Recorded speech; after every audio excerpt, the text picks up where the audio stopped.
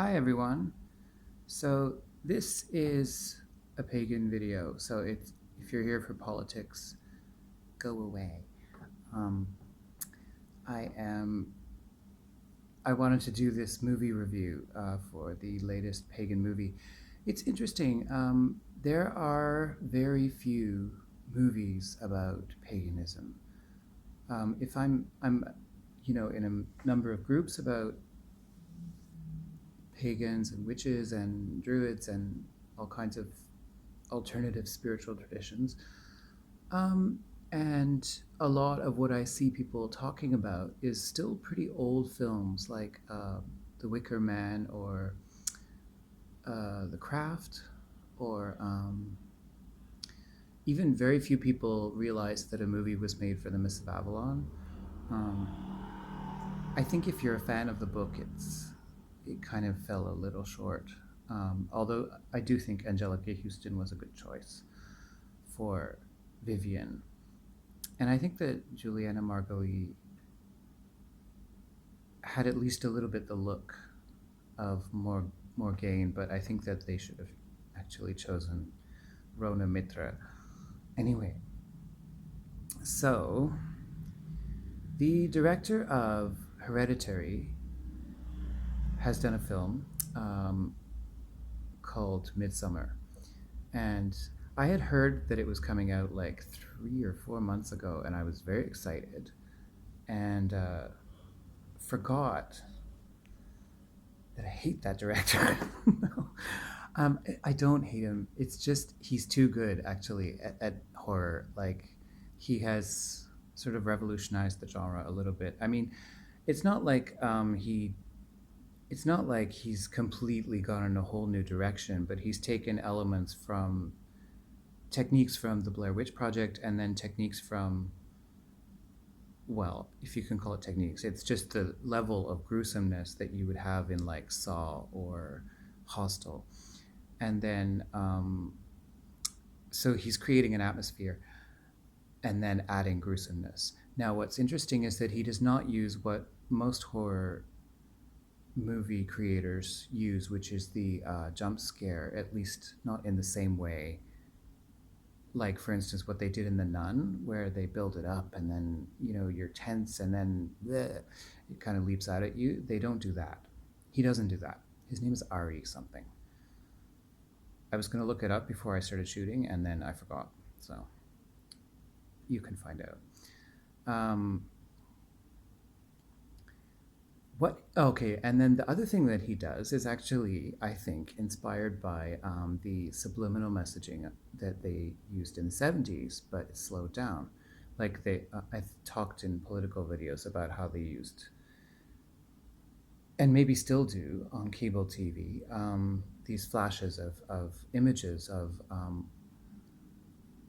sort of logos for companies like, I don't know, McDonald's or whatever. Like they just flash the logo so that it goes in your head, and apparently it works very well.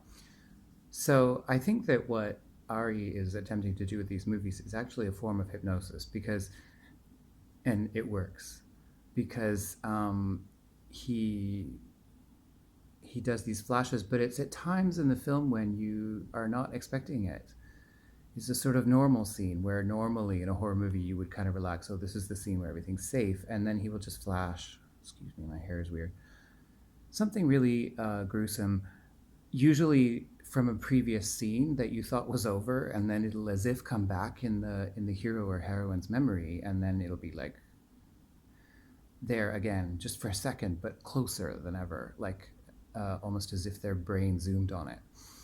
And it's really, and it's funny because it doesn't shock you in the same way because they don't do that like bam of loud music. It's just sort of there, and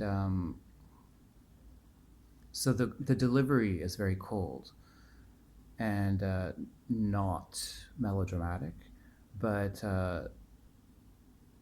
I sat through that whole film and I actually thought it was less scary than Hereditary until I got home. And then stuff started, it's like these seeds get planted in your brain and then it starts growing.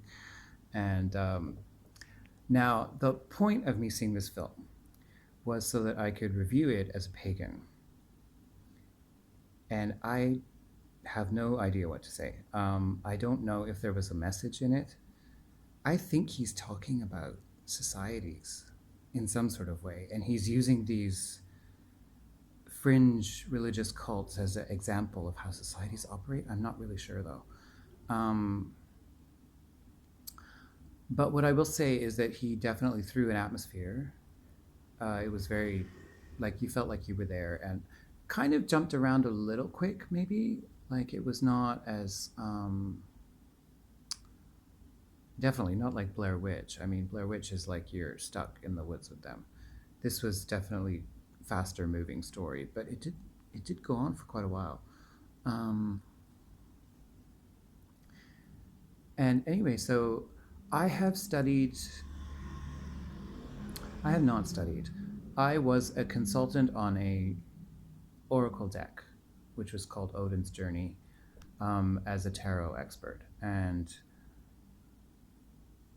I so through that I learned a lot about Norse paganism, Asatru, but it was the Norwegian angle, and from what I can tell, this was pretty different. It's Swedish. Um, from what I have read about Norse paganism, there's a lot of overlap, but this, first of all, this was much more like folk paganism. It wasn't so much like about Odin and Freya and Frigga and all that. It was more kind of like about the rituals that I guess more common people would have practiced.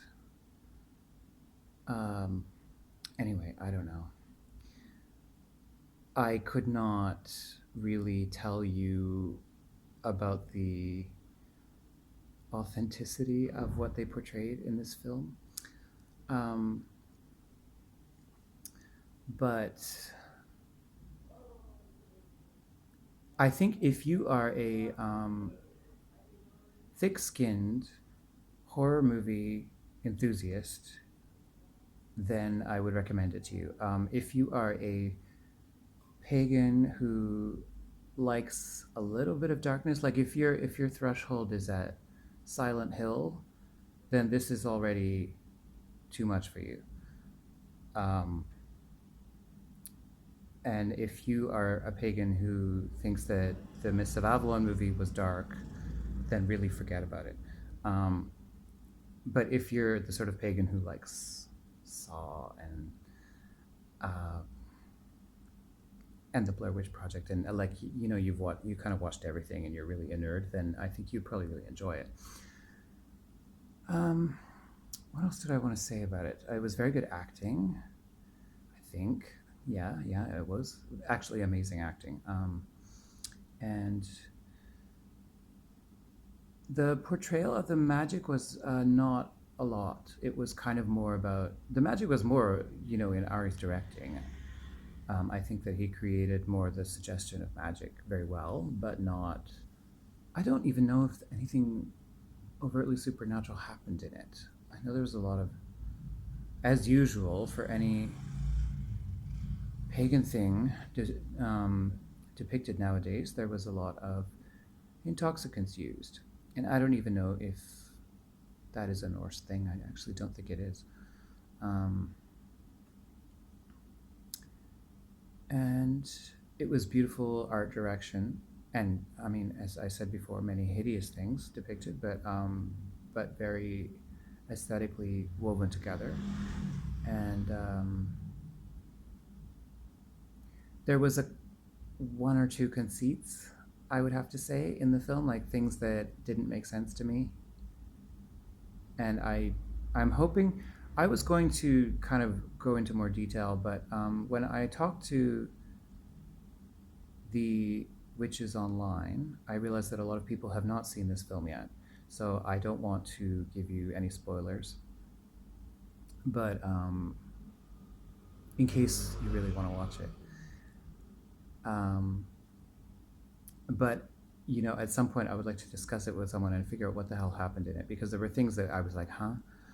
And I took my Thai friend to see it. I told him he should go home because we had already watched one movie together, and then that was already actually this Korean movie called Parasite, which I already found very disturbing. And then, but I didn't know when this movie was going to come back because in Bangkok it's very hard to figure out the schedules for movies. And it's not like you can just search for a movie and know when and where it's going to be playing. You kind of have to check each theater. So, so I really wanted to seize on the opportunity to see it. And my Thai friend was not amused to be dragged into that movie, which I actually didn't drag him in. He insisted on seeing it with me, but I am now to blame for the fact that he can't sleep. And yeah, it took me maybe 2 days to get over the feeling that it leaves. It definitely leaves a kind of very unsavory taste in your psyche. And I think that if I was a Christian or a Muslim or a Jew who had a phobia about paganism, that movie would not help. Anyway, so great to see more pagan movies coming out, and it's a good film. I will say that for it. And I'm going to upload this because I've been wanting to do this for a couple of days, and I was delaying until I could sort of say something intelligent about it, and I don't know if I've really done that. But anyway, if you like really scary movies, watch it. Bye for now.